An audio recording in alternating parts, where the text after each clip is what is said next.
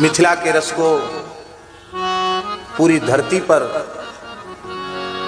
बरसाने वाले पूज्य बक्सर वाले महाराज जी, जिनको श्री जानकी जी ने स्वयं प्रकट होकर अपना भैया कहा था।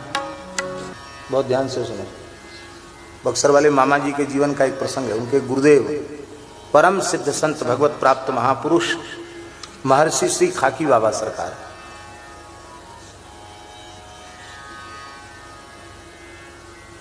एक समय की बात है, खाकी बाबा सरकार बक्सर में ही विराज रहे थे। मामा जी कहीं बाहर से वृंदावन से शायद लंबी यात्रा करके पधारे थे।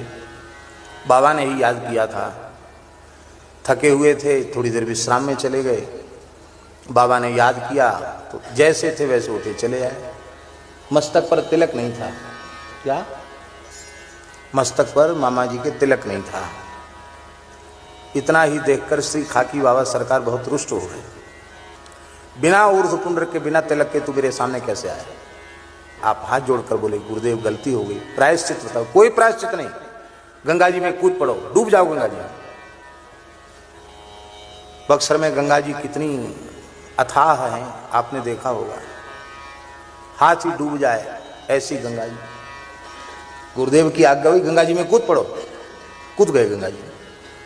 लेकिन आश्चर्य, वो गुरु जी का कोप नहीं था, गुरुदेव की कृपा थी।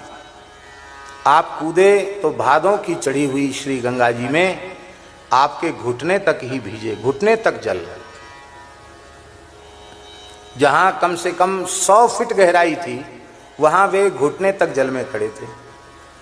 तो उन्हें आश्चर्य हुआ कि यहां तो था ही नहीं लगती थी, इतनी तेज धार में हम बह भी नहीं रहे, क्या बात है। तो और आगे बढ़े, वहां भी घुटना, मध्य धार में पहुंच गए, वहां भी घुटना। तो उन्हें समझ में आ गया कि ये गुरुदेव की ही कोई विलक्षण लीला है।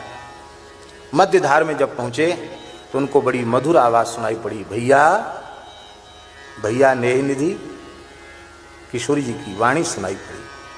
देखा तो साक्षात किशोरी जी ने हाथ पकड़ लिया, कहा भैया परीक्षा हो गई, आ जाओ। किशोरी जी हाथ पकड़ के लौटा के लाए।